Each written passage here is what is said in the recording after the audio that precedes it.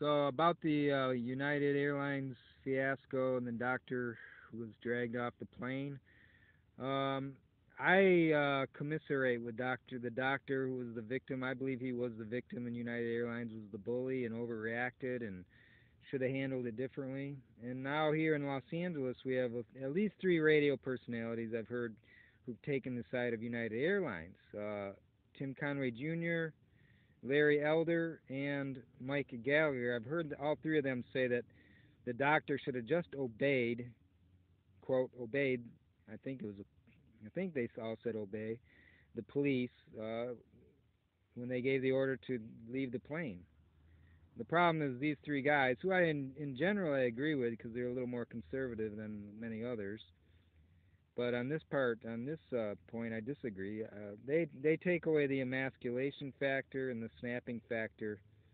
They just make us into robots, and humans are not robots. Okay, and that's the same thing as if you've seen the movie about the plane landing on the Hudson River in New York with Tom Hanks, and they they make a big deal of how the FAA takes out the human factor, and Hanks makes a good point of how the human factor has to be kept in account because we're not computers. Sometimes police treat us like computers, robots, and take away the human factor, and emasculate us, take away our dignity, and that's what Gallagher,